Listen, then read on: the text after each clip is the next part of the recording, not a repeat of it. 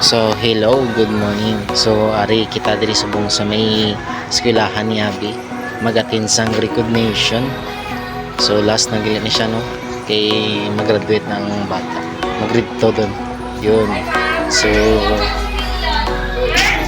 magulat-ulat na mo. Yun lang. Bye-bye. Hello mga palalabs, welcome to my channel.